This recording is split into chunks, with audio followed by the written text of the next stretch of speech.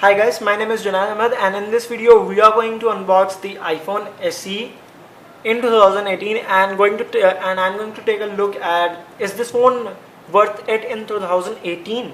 And as you can see here, I got this iPhone SE for in my country. I got this iPhone SE, which is India, for around 20,000. The retail price is written 26, but I managed to get it for 20. But if you are living in India, you can get the iPhone SE online for around 19 to 18,000. I prefer offline, so I got this offline.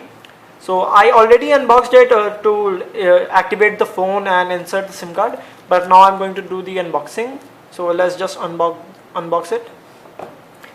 Here we have the device itself. It is already on, so let's keep this aside. And here we have the tray, the Apple paperwork, AirPods. This is the wired one. These are the wired ones. Of course, Apple will not give the wireless. And you may be thinking, where is the charging cord and the adapter? So I got it plugged in the wall to charge my phone. So this is the regular 5-watt 1 amp Apple charger, and here we have the regular USB to Lightning cable. So let's keep this all aside, and now we are going just to take the look at the phone. So as you can see here, the build quality. Let me just talk about the build quality. The build quality of this phone is very nice. It feels very premium in hand. It is way better than any other 20,000 Android phone. Trust me, the build quality is fabulous of this phone.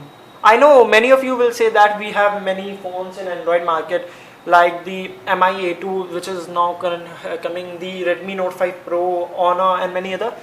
But if you are an Apple fan, then you will love the build quality of this phone. And it is made of 6000 series aluminum, and the display tech of this phone is IPS. It is a custom Apple resolution around 750p. It has a PPI of 326, and for the fingerprint sensor we have this Touch ID 1.0. And after the iOS 10 update, many users got this raise to wake feature. So if you just raise the phone, the screen will turn on.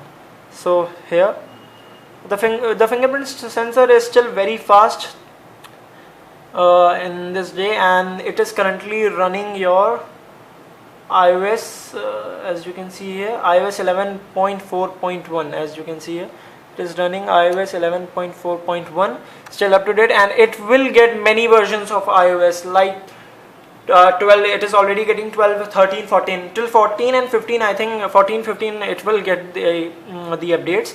And here we have all the usual iPhone features. The security is great of this phone, and here we have the volume rockers, the vibration switch.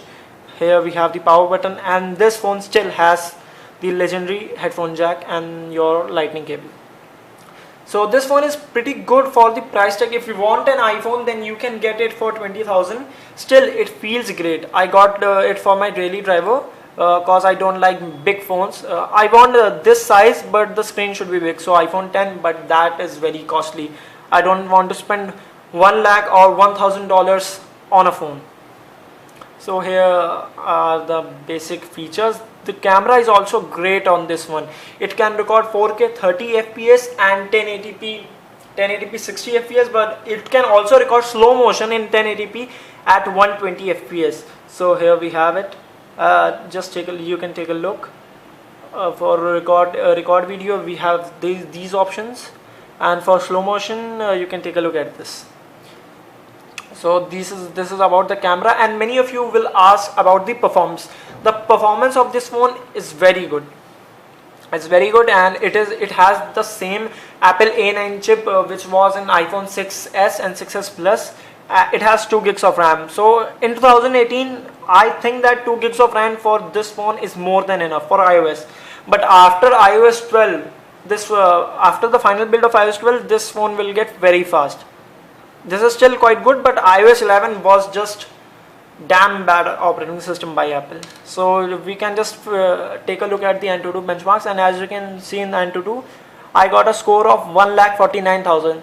This is still faster than Nokia 7 Plus, which has the Snapdragon 660 and 4 gigs of RAM. So this is the phone, guys. If you want to buy, I can say that you can buy it for your security updates, for software updates. If you want to just try iOS, then this is the best phone to buy.